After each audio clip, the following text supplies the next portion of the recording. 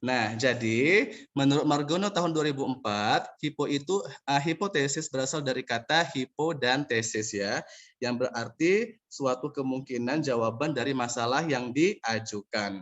Nah, pada bagian lain guys, Margono juga mengungkapkan pengertian lainnya tentang hipotesis. Ia menyatakan bahwa hipotesis adalah jawaban sementara terhadap masalah penelitian yang secara teoritis dianggap paling mungkin atau paling tinggi tingkat kebenarannya.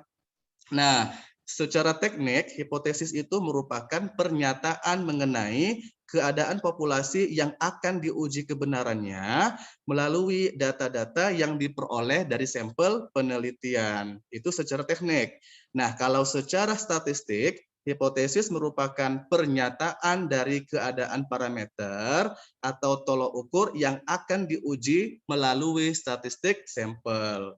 Nah, jadi guys, di dalam hipotesis itu terkandung suatu ramalan atau suatu prediksi, ya, atau suatu dugaan-dugaan. Nah, di mana ketepatan dari prediksi itu tentunya bergantung kepada penguasaan kita sebagai peneliti atas ketepatan landasan teori atau kesimpulan yang telah kita lakukan pada sumber-sumber acuan ketika melakukan telaah pustaka, ketika melakukan studi pendahuluan, ketika melakukan landasan teoritis. Makanya sebelum kamu menentukan hipotesis itu, kamu harus mencari sumber-sumber yang relevan.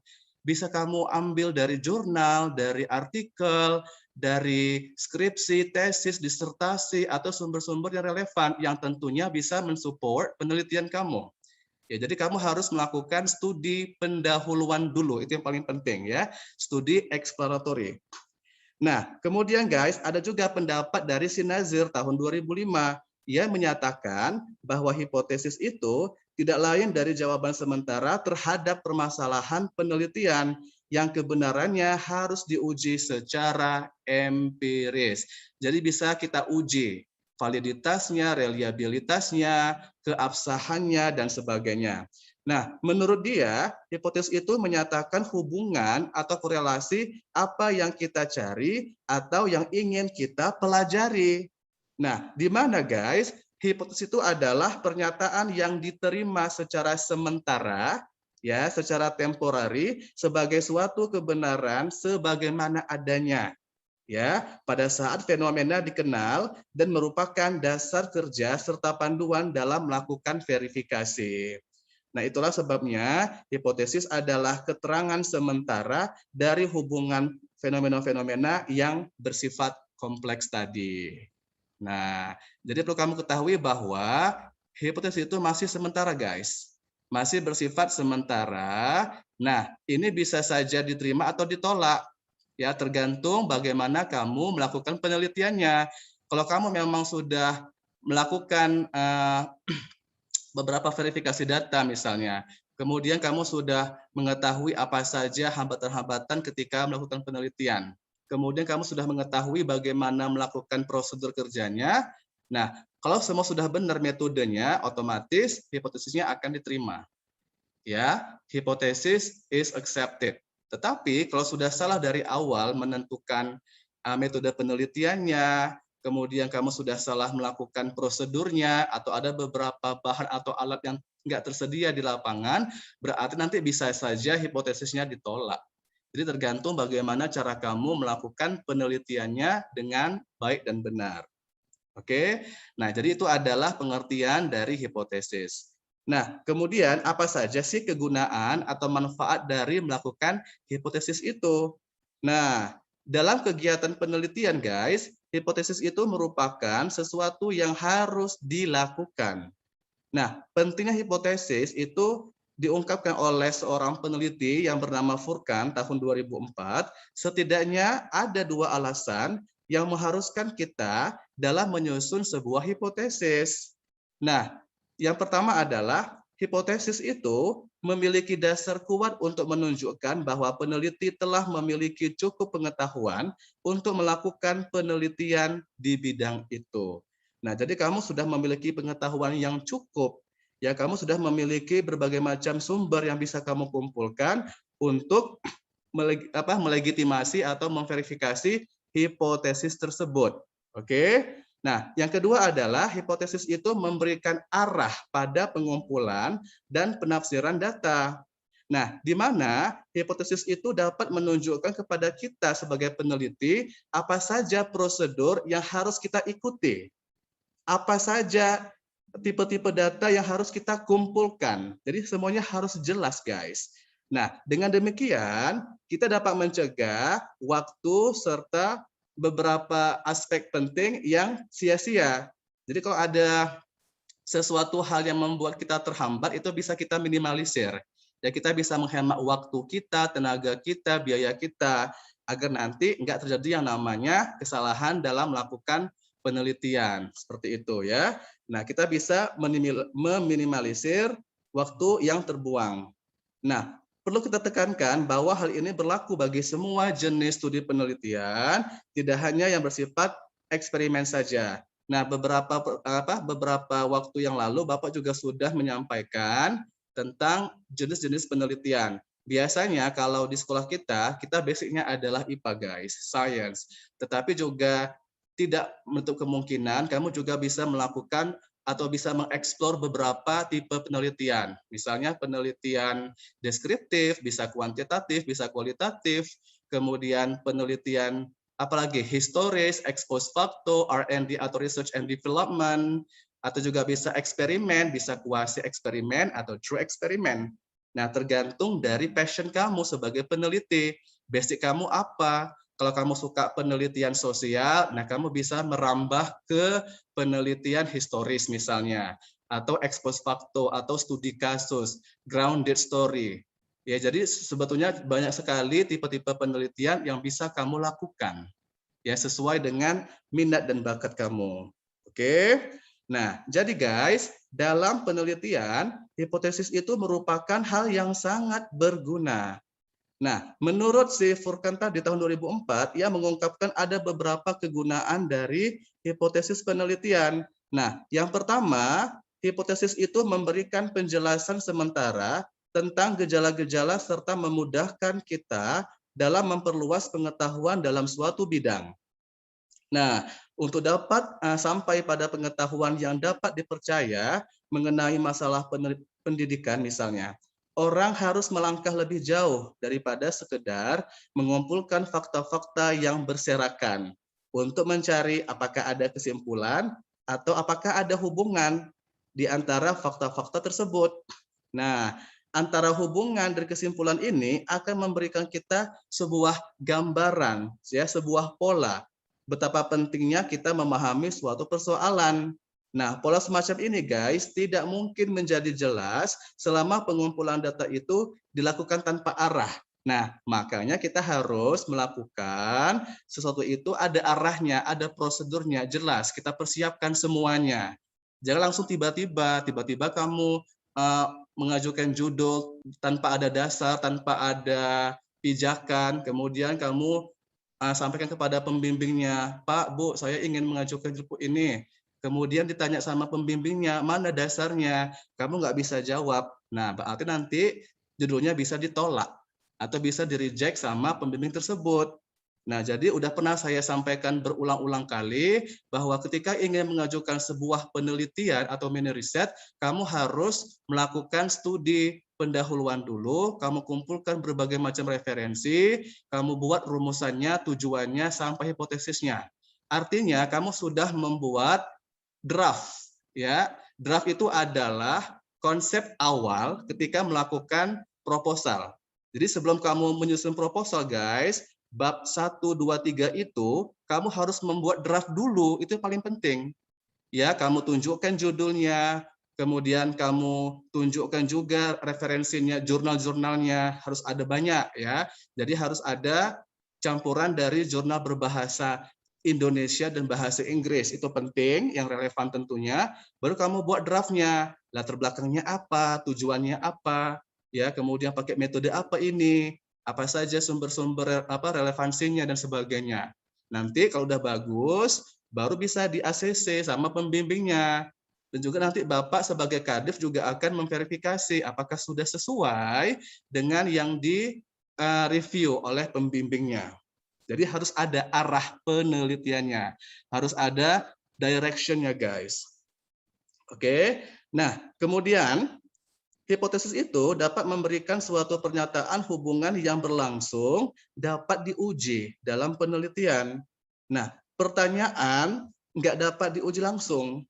Nah, penelitian itu memang dimulai dengan suatu pertanyaan, tetapi hanya hubungan antara variabel-variabel sajalah yang dapat diuji. Misalnya nih guys ya, orang tidak akan menguji pertanyaan, apakah komentar guru terhadap tugas-tugas murid di psikologi menyebabkan peningkatan hasil belajar nyata.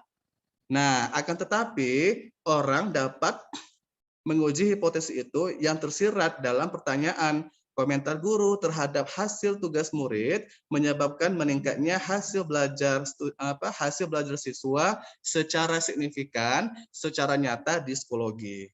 Nah, seperti itu. Jadi sebetulnya pertanyaan itu nggak dapat diuji secara langsung. Nah, tetapi hanya ada hubungan antara beberapa variabel yang dapat diuji tadi, antara variabel bebas terhadap variabel terikat dan sebaliknya. Oke. Nah, selanjutnya adalah hipotesis itu memberikan arah kepada penelitian yang Bapak bilang tadi, guys. Nah, hipotesis ini merupakan tujuan khusus, tujuan spesifik. Dengan demikian, hipotesis itu juga menentukan sifat-sifat data yang diperlukan guna menguji pernyataan tersebut. Nah, secara singkat, hipotesis itu menunjukkan kepada peneliti, kepada kita sebagai peneliti, apa-apa saja yang harus kita lakukan. Fakta-fakta yang harus dipilih dan diamati adalah fakta yang ada hubungannya dengan pertanyaan tertentu. Nah, maka kita membutuhkan hipotesis untuk bisa menentukan relevansi atau hubungan dari fakta-fakta tersebut, guys.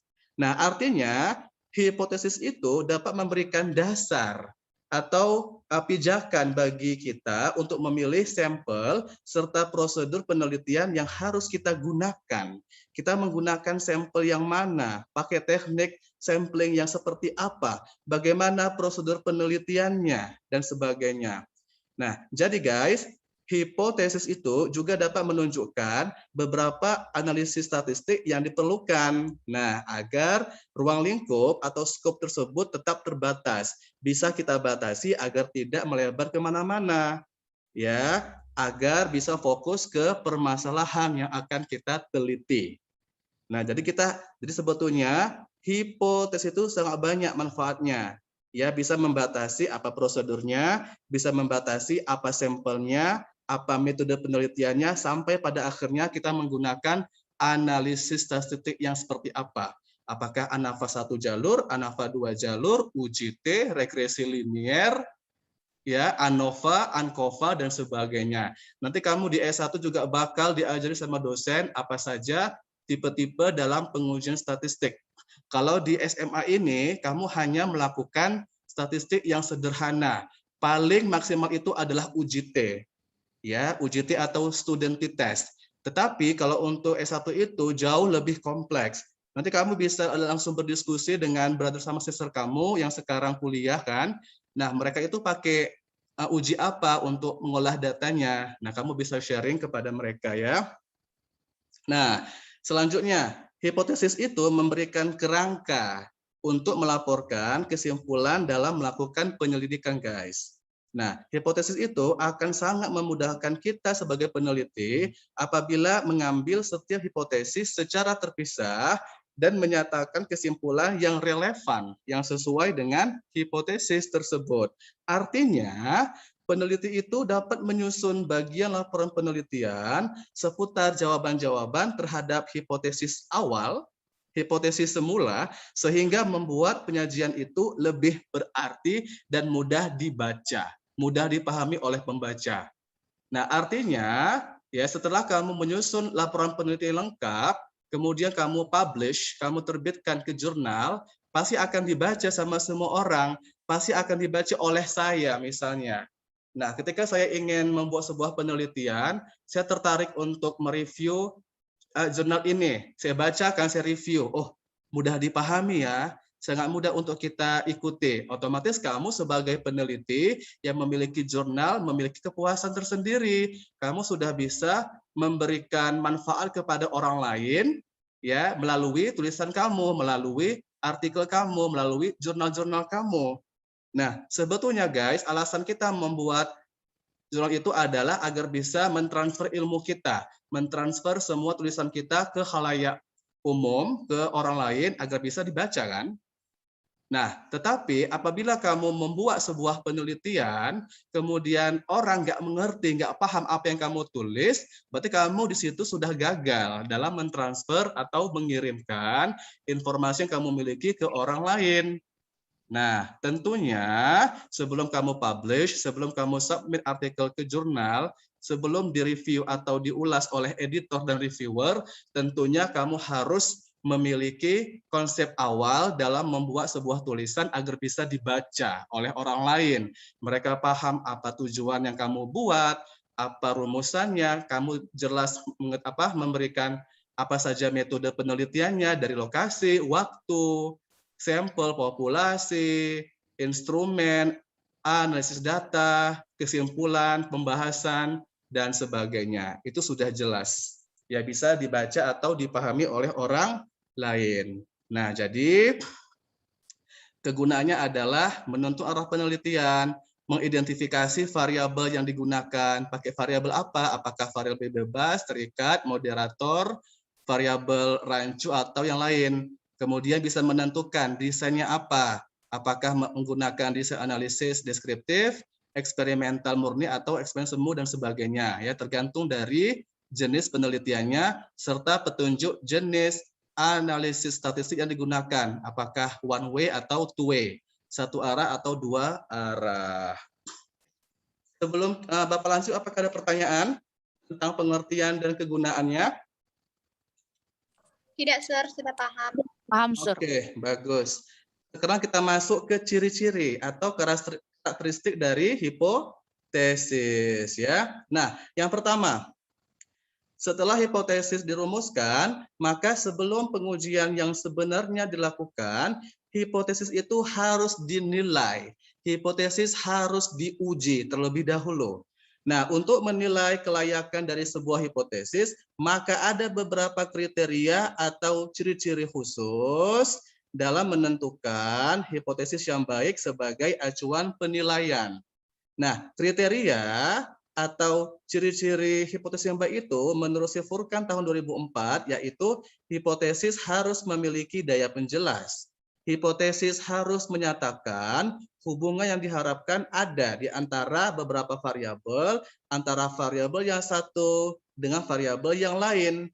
Kemudian hipotesis harus dapat diuji, harus dapat dites. Apalagi guys, hipotesis hendaknya konsisten dengan pengetahuan yang sudah ada dan hipotesis harus dinyatakan sesederhana mungkin, sesimpel mungkin, seringkas mungkin, semudah mungkin agar bisa dibaca atau dipahami oleh peneliti yang lain. Ya, nah pendapat tersebut dikuatkan oleh si Nazir. Nah, menurut Nazir tahun 2005, hipotesis yang baik memiliki beberapa ciri-ciri, yaitu hipotesis harus menyatakan hubungan atau korelasi. Nah, artinya guys, hipotesis harus merupakan pernyataan yang berkaitan dengan hubungan-hubungan antar variabel, antara satu variabel terhadap variabel lain, antara variabel bebas terhadap variabel terikat, atau antara variabel yang lainnya seperti itu ya. Jadi harus ada korelasi atau hubungan antar variabel. Nah, ini berarti bahwa hipotesis mengandung dua atau lebih variabel yang dapat diukur ataupun secara potensial dapat diukur. Nah, hipotesis itu menspesifikasikan atau menjelaskan bagaimana variabel-variabel tersebut saling berhubungan. Nah, hipotesis yang tidak memiliki ciri di atas sama sekali bukan hipotesis dalam pengertian metode ilmiah. Jadi jelas hipotesis harus menyatakan hubungan atau korelasi antar beberapa variabel. Nah, yang kedua, hipotesis itu harus sesuai dengan fakta. Artinya guys, hipotesis harus cocok dengan fakta yang ada di lapangan. Artinya, hipotesis itu harus terang, harus jelas. Kandungan konsep dan variabel harus jelas. Hipotesis itu harus dapat dipahami dan tidak mengandung hal-hal yang metafisik, hal-hal gaib, nggak boleh. Jadi harus jelas wujudnya, posisinya, kedudukannya, harus ada di lapangan. Seperti itu ya guys. Nah, sesuai dengan fakta, bukan berarti hipotesis itu baru diterima jika hubungan yang dinyatakan harus cocok dengan fakta. Jelas, harus sesuai, harus cocok dengan fakta yang ada ya. Kemudian, hipotesis itu harus berhubungan dengan ilmu serta sesuai dengan tumbuhnya ilmu pengetahuan. Jelas ya. Nah, jadi hipotesis harus tumbuh dari dan ada hubungannya dengan ilmu pengetahuan dan berada dalam bidang penelitian yang sedang dilakukan. Jika tidak, maka hipotesis itu bukan lagi prediksi, tetapi merupakan suatu pertanyaan yang tidak berfungsi sama sekali. Ya, jadi harus berhubungan dengan ilmu dan sesuai dengan bidang keahlian yang kamu miliki. Oke, selanjutnya hipotesis harus dapat diuji. Ya, nah hipotesis harus dapat diuji baik dengan nalar dan kekuatan memberi alasan ataupun dengan menggunakan alat-alat statistik. Nah, alasan yang diberikan biasanya bersifat deduktif dari umum ke khusus. Nah, sehubungan dengan ini, maka supaya dapat diuji, hipotesis harus spesifik. Hipotesis itu harus kamu jelaskan secara khusus, harus fokus. Ya, harus spesifik. Nah, pernyataan hubungan antar variabel yang terlalu umum biasanya akan memperoleh banyak kesulitan dalam melakukan pengujian. Nah, kalau kamu bisa menentukan hipotesis sespesifik mungkin, otomatis ketika kamu ingin mengolah datanya menggunakan uji statistik itu jauh lebih mudah. Misalnya, kalau judul riset saya adalah perbandingan hasil belajar siswa Einstein dan Mendel, itu saya menggunakan uji apa? Perbandingan, menggunakan uji T, sudah jelas. Jadi dari judulnya aja, perbandingan atau comparison, kita bisa langsung menentukan, oh berarti Pak Jemi menggunakan uji statistik, yaitu uji T. Kenapa? Perbandingan, jelas dia lebih spesifik. Atau misalnya, judul riset saya adalah pengaruh pemberian pupuk organik terhadap perkecambahan tanaman tomat misalnya. Saya menggunakan uji apa? Kalau pengaruh, bisa menggunakan regresi linear, bisa menggunakan ANAVA satu jalur. Tetapi kalau ada interaksi, bisa menggunakan ANAVA 2 jalur. Pakai uji post hoc, uji lanjut, bisa pakai TUKI, bisa pakai DMRT, bisa pakai uji Chef, dan sebagainya. Jadi kalau kamu bisa menentukan hipotesis sekhusus mungkin, sespesifik mungkin, dalam pengujiannya jauh lebih mudah. Oke? Nah, selanjutnya hipotesis harus sederhana. Jelas ya? Hipotesis harus dinyatakan dalam bentuk yang sederhana dan terbatas untuk mengurangi timbulnya kesalahpahaman dalam pengertian, untuk meminimalisir yang namanya misinformation atau miscommunication atau misunderstanding ya. Nah, semakin spesifik atau khas sebuah hipotesis dirumuskan, maka semakin kecil pula kemungkinan terdapat salah pengertian dan semakin kecil pula kemungkinan memasukkan hal-hal yang tidak relevan ke dalam sebuah hipotesis. Jadi kamu buat sesederhana mungkin, as simple as that, as simple as possible. Oke. Nah, dan terakhir adalah hipotesis harus bisa menerangkan sebuah fakta. Nah, hipotesis juga harus dinyatakan dalam bentuk yang dapat menerangkan hubungan fakta-fakta yang ada dan dapat dikaitkan dengan teknik pengujian yang dapat dikuasai. Artinya, guys, hipotesis itu harus dirumuskan sesuai dengan kemampuan teknologi serta keterampilan dalam menguji dari si peneliti tersebut. Jadi setelah kamu mengumpulkan fakta-fakta yang ada, kamu cari solusinya, kemudian ada di situ hasilnya, baru kamu buktikan melalui pengujian statistik ya untuk menentukan apakah memang hipotesisnya diterima atau ditolak. Seperti itu. Tentang fakta-fakta yang ada di lapangan. Nggak boleh dimanipulasi, guys. Data itu harus sesuai. Kalau memang tidak ada pengaruh, dibuat tidak ada pengaruh. Kalau nggak ada hubungan antara beberapa variabel, dibuat seperti itu. Jadi harus sesuai. Nggak boleh kamu tukang-tukangin datanya, nggak boleh kamu manipulasi atau kamu tipu-tipu. Nanti akan ketahuan sama dosen misalnya. Kalau saya udah paham mana data yang dimanipulasi, mana yang tidak. Kenapa? Karena saya bisa menguji statistik menggunakan SPSS, bisa menggunakan Minitab dan software-software lainnya. Nah, tetapi ada beberapa dosen atau guru yang mungkin ya udahlah, yang penting dia sudah ada datanya. Tetapi kalau bagi saya itu nggak boleh. Itu namanya mencurangi data, memanipulasi data. Kalau dalam dunia akademik itu sudah dikenakan sanksi. Bagi mahasiswa S1 yang ketahuan melakukan manipulasi data atau plagiarisme akan digugurkan gelar kesarjanaannya. Seperti itu. Kalau di CTF nanti bisa nggak lulus. Kenapa? Karena riset itu adalah program unggulan di sekolah kita. Jadi semuanya, semua siswa kelas 10, 11, 12 harus memiliki riset yang baik, harus melakukan tindakan yang terpuji dalam membuat suatu penelitian yang sesuai dengan prosedurnya, sesuai dengan pembimbingannya. Jadi kalau sudah salah bimbingan, otomatis kamu membuat laporan riset pun juga salah atau keliru.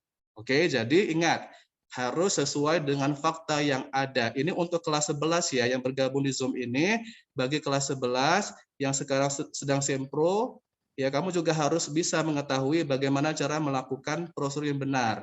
Atau kelas 12 yang sekarang di semester ini sedang melakukan penelitian lapangan, kalau sudah ada hasilnya, itu harus kamu sajikan apa adanya, sebaik mungkin, nggak boleh ditukang-tukangi ya. Oke, nah di sini ada hubungan hipotesis dengan komponen proposal penelitian yang lain. Nah ini Bapak ambil contoh dari beberapa sumber ya guys. Nah di sini ada permasalahan atau ada problem yaitu perilaku safety driving yang buruk. Jadi perilaku berkendaraan yang buruk. Nah di sini kita mengetahui apa penyebabnya ya, kita duga dulu. Kita buat asumsi-asumsi apa penyebabnya. Nah ternyata mengapa seseorang bisa memiliki safety driving yang buruk, yaitu kepribadian agresif dan egois, kebiasaan menyepelekan kecelakaan, kebiasaan tidak memeriksa kondisi mobil, belum menikah atau single, pengalaman mengemudi, beban kerja yang tinggi, dan kondisi jalan yang curam. Nah, jadi untuk mengetahui perilaku safety driving yang buruk, kamu harus membuat dulu asumsi-asumsi. Kenapa sih? Apa penyebab sehingga orang-orang itu bisa memiliki perilaku atau tingkah laku berkendaraan yang buruk. Inilah dia. Nah, berdasarkan apa? Berdasarkan hasil penelitian dan pengalaman atau pengamatan. Makanya sebelum kamu buat asumsi ini, kamu harus observasi dulu. Jelas sekali, kamu harus observasi dulu, mengamati yang ada di sekitar kamu.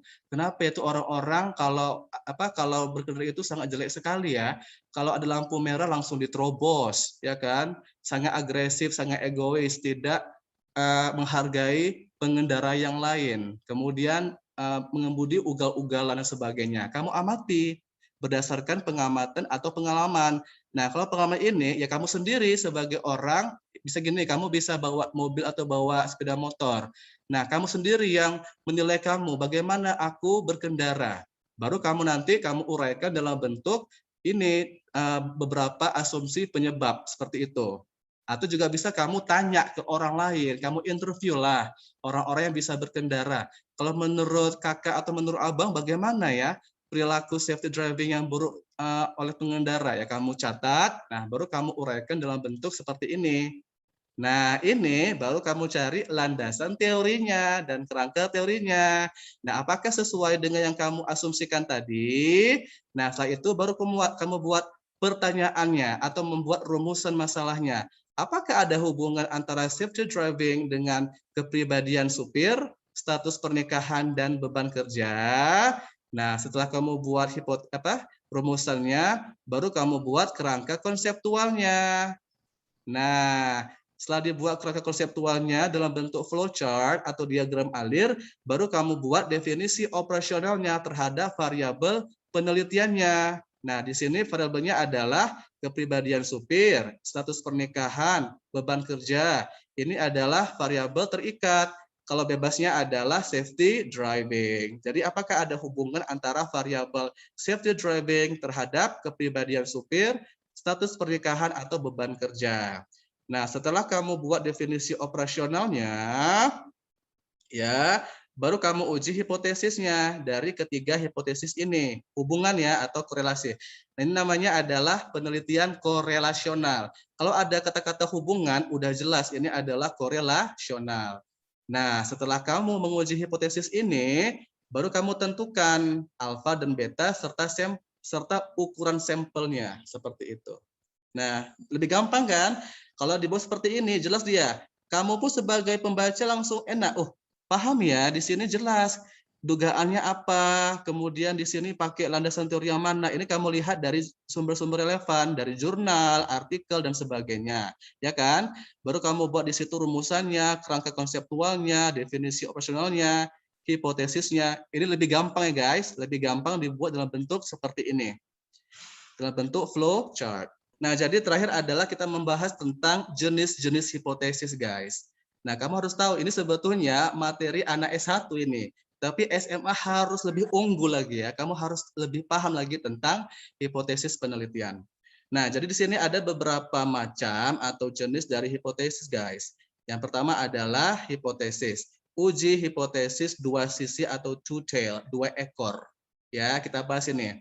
Nah, uji hipotesis dua sisi ditulis dengan pernyataan H0 itu adalah mu sama dengan X dan HA sama dengan mu tidak sama dengan X. H0 adalah hipotesis 0, hipotesis nihil, sedangkan HA adalah hipotesis alternatif. H0 ini bersifat kata negatif, ada kata tidak. Misalnya, tidak terdapat hubungan, tidak terdapat pengaruh, tidak terdapat perbandingan, itu adalah H0. Tetapi kalau HA itu positif. Jadi kata tidaknya kamu hapus. Kalau H0 tidak terdapat, kalau HA terdapat. Kalau H0 tidak ada, kalau HA ada. Paham? Paham, Sir. Paham, Sir. Oke. Sehingga H0 tidak sama dengan HA atau terdapat nilai yang lebih besar atau lebih kecil dari batas kritis atau critical limitation. Nah, dari gambar ini guys, terdapat dua daerah penolakan hipotesis 0 dan secara statistik disebut dengan pengujian dua arah atau dua pihak atau two tail. Nah, di sini ada dua arah guys. Jadi di sini adalah daerah kritisnya ya seperti ini, sisi kanan, sisi kiri. Ini adalah daerah kritis. Kemudian ini adalah batasnya, dan sebelah sini adalah daerah penerimaannya. Seperti itu. Nah, jadi pada gambar ini terdapat daerah penerimaan, yaitu area nilai dari statistik yang menggagalkan untuk menolak hipotesis 0. Nah, sementara daerah kritis disebut juga dengan daerah penolakan, yaitu area nilai statistik untuk menolak hipotesis. Ya, ini adalah uji hipotesis dua sisi. Kalau saya menggunakan ini ya, kalau mahasiswa biasanya menggunakan hipotesis dua sisi. Nah, kalau uji hipotesis satu sisi atau one tail ada dua jenis guys, yaitu uji hipotesis satu sisi atau one tail dengan pernyataan H0 sama dengan mu sama dengan X dan HA mu itu lebih besar daripada X. Nah, sehingga hipotesis 0 lebih besar dari hipotesis alternatif atau terdapat nilai yang lebih besar dari batas kritis. Nah, kamu lihat gambar ini guys. Kamu lihat ilustrasi ini, terdapat satu daerah penolakan. Coba kamu lihat, yang sebelah manakah satu daerah penolakan? Ini atau ini? Sebelah ini aja kan? Iya, Sir. Jadi ada dua kan? Kalau ini tadi kan ada dua daerah penolakan nih. Satu, dua kan? Nah, kalau di sini hanya ada satu daerah penolakan. Sebelah mana? Sebelah sini saja. Nah, ya kan? Jadi terdapat satu daerah penolakan hipotesis nol di sebelah kanan dan secara statistik disebut juga dengan pengujian satu arah atau satu pihak. Ya, jadi hanya ada satu kurva yang termasuk daerah penolakan hipotesis nihil. Nah, sedangkan hipotesis satu sisi atau one tail atau satu ekor dengan pernyataan H0 mu sama dengan X dan HA yaitu mu lebih kecil dari X. Sehingga H0 itu lebih kecil dari HA atau terdapat nilai yang lebih kecil dari batas kritis. Nah, jadi guys, berdasarkan gambar ini, terdapat satu daerah penolakan hipotesis nol yang ada di sebelah kiri, ya kan? Dan secara statistik disebut juga dengan pengujian satu arah atau satu pihak. Oke. Nah, jadi ada beberapa uji hipotesis, yaitu uji hipotesis dua sisi dan satu sisi. Oke, selanjutnya, nah seperti ini. Nah, berdasarkan pendapat Brink tahun 2009, terdapat dua jenis hipotesis penelitian yang sering dicatat dalam beberapa literatur, beberapa sumber, yaitu dilihat dari tujuan atau arah penelitiannya. Nah, yang pertama ada directional hypothesis atau hipotesis mengarahkan peneliti, ya, yaitu hipotesis yang langsung memprediksi atau meramal hasil penelitian dengan arahan yang spesifik, arahan yang khusus. Misalnya guys, pasien diabetes yang telah menjalani program terstruktur untuk mengurangi kadar gula darah akan lebih patuh akan lebih patuh dibanding pasien yang tidak ikut program. Nah, di sini ada ciri-cirinya, ada keywordnya apa? Lebih kan? Nah, kalau lebih dibanding atau, lebih besar dibanding atau, lebih kecil dibanding atau, lebih sedikit dibanding atau, secara positif atau negatif itu termasuk directional hypothesis atau hipotesis yang langsung memprediksi hasil penelitian yang bersifat spesifik. Oke? Langsung dia. Nah, yang kedua adalah non-directional hypothesis. Nah, atau hipotesis yang tidak mengarahkan peneliti, yaitu hipotesis yang mengindikasikan atau menunjukkan telah ada korelasi atau perbedaan, namun tidak secara spesifik mengarahkan peneliti, non-directional. Tidak langsung diarahkan kepada peneliti. Misalnya guys, terdapat hubungan antara jumlah sumber stres yang dilaporkan petugas kesehatan di Afrika Selatan dengan minat petugas kesehatan untuk tetap bekerja sebagai pekerja kesehatan profesional di Afrika Selatan. Di sini nggak jelas kan? Ini sebetulnya apa? Apakah lebih besar, lebih kecil, ya kan? Positif atau negatif. Kenapa? Karena di sini tidak ada kata-kata lebih dari atau kurang dari, ya kan? Nah, artinya ini hipotesisnya kita nggak jelas ini, tidak spesifik diarahkan kepada si peneliti, ya kan? Jelas dari contohnya saja nih. Oke. Nah, ini adalah hipotesis yang dilihat dari tujuan atau arah penelitian. Kemudian dilihat dari jumlah variabelnya, guys. Nah, yang pertama ada simple hypothesis atau hipotesis sederhana atau biasa kita sebut dengan hipotesis bivariat, ya, bivariat, dua variabel. Karena hanya terdiri dari dua variabel, yakni variabel dependent atau variabel terikat dan variabel independen atau variabel bebas. Ingat ya, kalau di buku-buku ada dependent, kamu jangan bingung, Pak, apa itu dependent, Pak? Nah, dependent itu sama dengan terikat. Terikat. Oke. Sedangkan independen variabel bebas atau variabel tidak terikat. Nah, jadi guys, pada jenis hipotesis ini, parameter atau tolak ukur distribusi populasi dinyatakan secara lengkap. Nah, simple hipotesis ada dua jenis, yaitu hipotesis untuk hubungan asosiatif sederhana dan hipotesis untuk hubungan kasual sederhana. Ya, hubungan kausal sederhana atau timbal balik. Nah, kalau hipotesis untuk hubungan asosiatif sederhana, secara matematis bisa kita tulis sebagai berikut, guys. Jadi, X dengan Y, ini tanda panahnya ke arah 2. Ini apa maksudnya, guys? X bisa ke Y bisa ke X kan? X bisa ke Y bisa ke X atau saling berhubungan. Nah, sedangkan hipotesis untuk hubungan kausal sederhana, kausal artinya apa? Timbal balik. Nah, secara matematis dapat kita tulis X ke Y. Apakah Y ke X? Tidak, Sir. Tidak, betul. Kenapa? Karena di sini tanda panahnya ke arah Y saja. Jadi X ke arah Y. Namanya adalah kausal sederhana. Nah, contohnya guys. Contoh dari hipotesis sederhana. Terdapat hubungan antara kejadian low back pain dengan sikap duduk. Jadi hubungan antara low back pain dengan sikap duduk. Oke, nah di sini yang mana variabel bebasnya? Ayo, yang mana variabel bebasnya? Low back pain. Bagus. Kejadian low back pain, terikatnya sikap duduk. Oh, bagus ya. Jadi low back pain adalah variabel bebas, sikap duduk adalah variabel terikat. Bagus. Nah, kemudian menonton film pendek tema kesehatan berpengaruh terhadap perubahan perilaku remaja dalam merokok. Nah, di sini menonton film pendek termasuk variabel bebas, perubahan perilaku remaja dalam merokok variabel terikat. Jelas ya, di sini hanya ada berapa variabel, guys? 2, Sir. Bagus.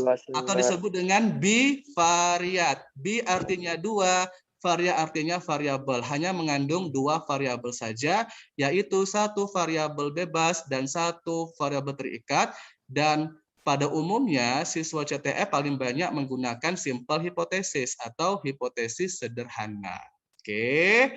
Nah, selanjutnya kompleks hipotesis. Ini jauh lebih kompleks ya. Oke, Bapak lihat jamnya. Oke, masih ada waktu ya. Nah, hipotesis kompleks disebut juga dengan hipotesis multivariat atau hipotesis komposit karena memprediksi hubungan antara 3 atau lebih variabel. Nah, di sini variabelnya lebih dari 2. Ya, lebih dari 2. Nah, hipotesis ini terdiri dari 2 atau lebih variabel independen atau bebas dan 1 atau lebih variabel dependen atau terikat dan sebaliknya. Artinya lebih dari 2 variabel. Nah, pada jenis hipotesis ini guys, parameter atau tolok ukur distribusi populasi tidak dinyatakan secara lengkap.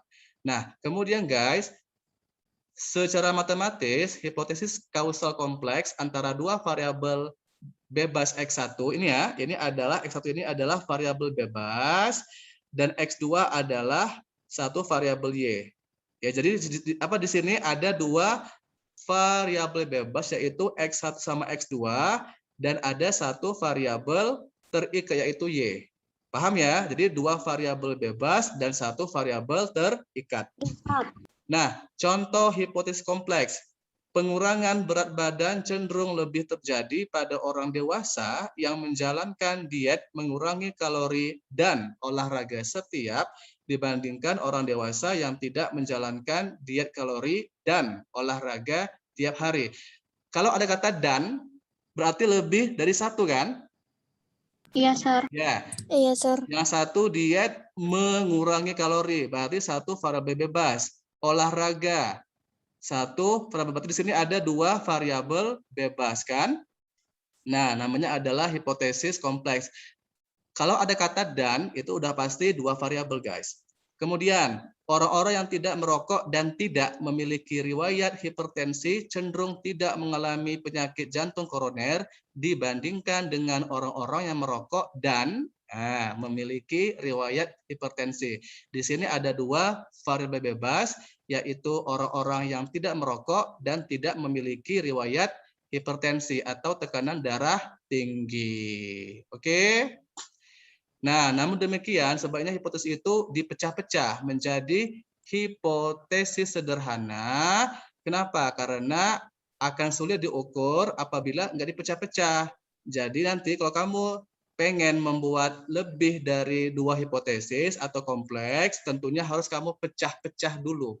Ya, jadi jangan semuanya kamu uji. Jadi 1 variabel udah kamu uji, nanti masuk ke variabel yang lainnya. Seperti itu ya. Itu adalah tips saya. nanti di S1 ketika kamu diminta sama dosen untuk menguji beberapa variabel, variabelnya kamu pecah dulu. Pecah dulu satu, kamu uji pakai uji ini, nanti variabel lainnya kamu uji lagi dan seterusnya sampai selesai.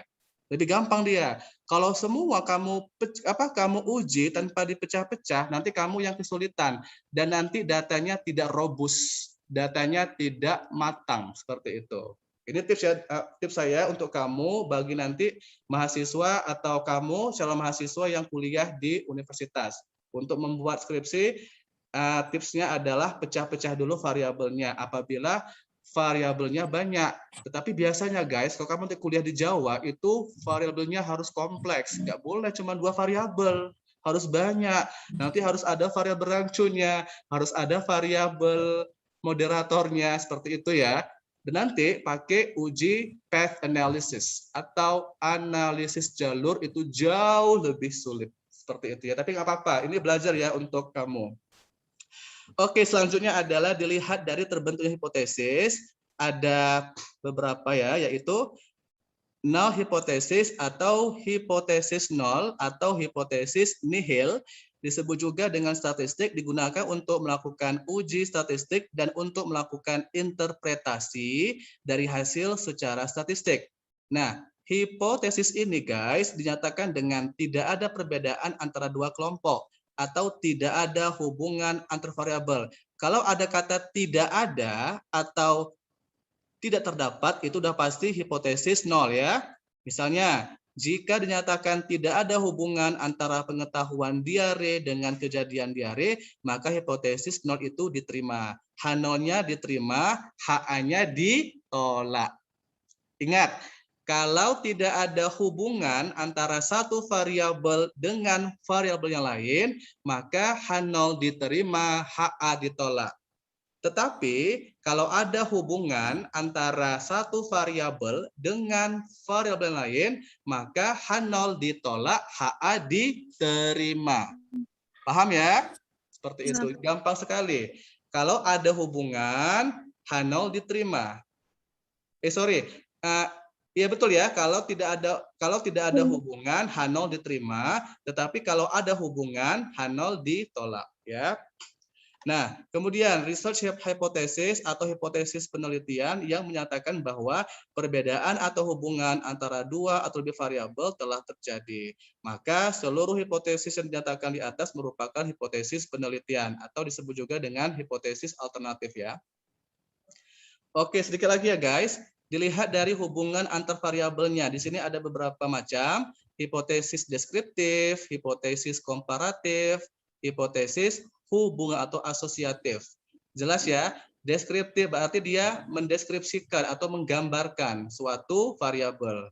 Nah, jadi hipotesis ini berbentuk pernyataan atau statement tentang nilai suatu variabel mandiri dan tidak membuat perbandingan atau hubungan. Jadi di situ tidak ada perbandingan, tidak ada hubungan. Contoh, jika rumusan masalahnya adalah seberapa lama waktu tunggu pelayanan farmasi, maka rumusnya adalah waktu tunggu pelayanan farmasi mencapai 30 menit. Di sini nggak ada kata-kata ada perbandingan atau ada hubungannya guys. Langsung masuk ke dalam bentuk kalimat deklaratif atau kalimat pernyataan.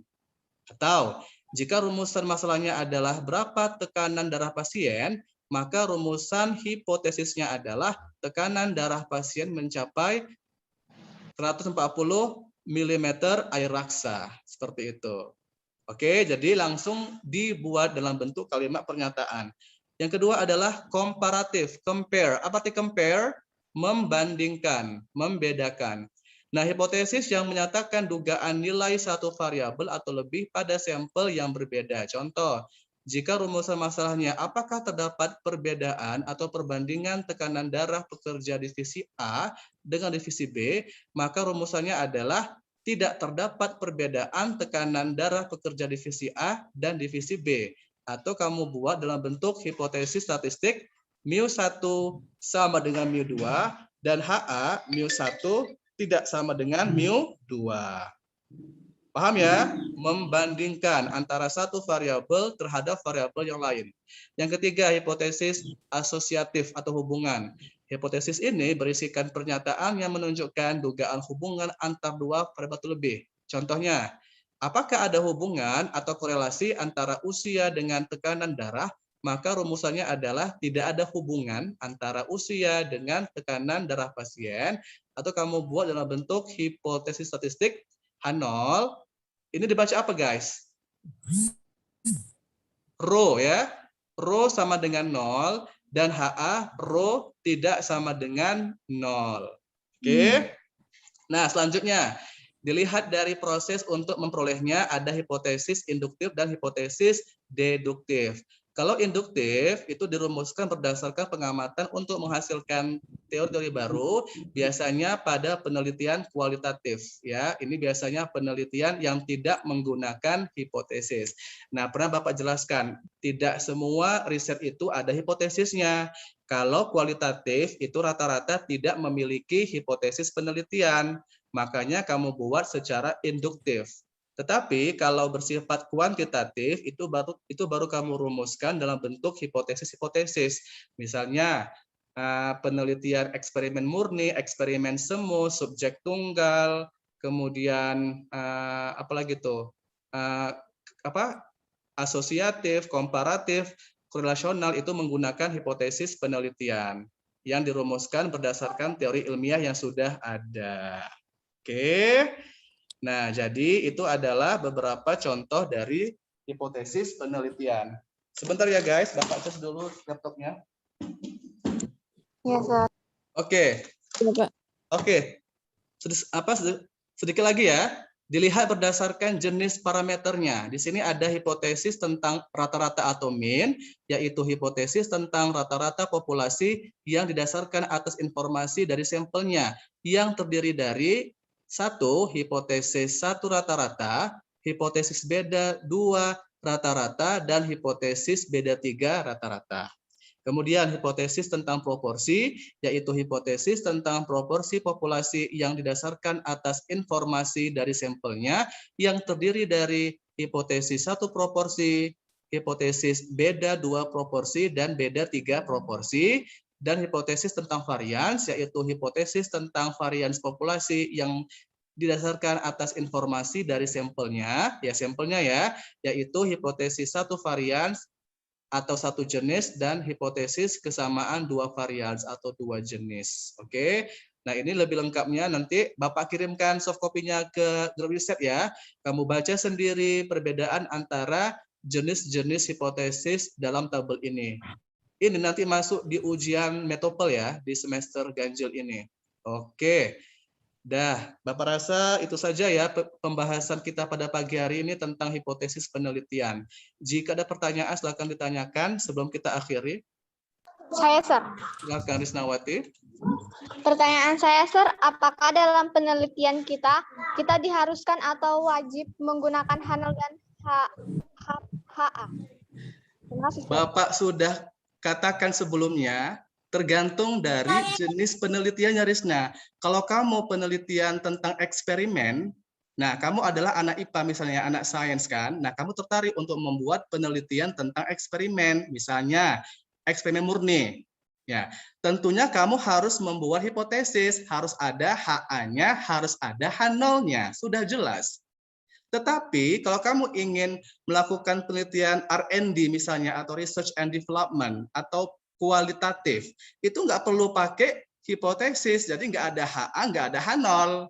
Jadi tergantung dari jenis penelitian kamu. Tetapi pada umumnya, basically di sekolah kita itu kebanyakan siswanya melakukan penelitian eksperimen.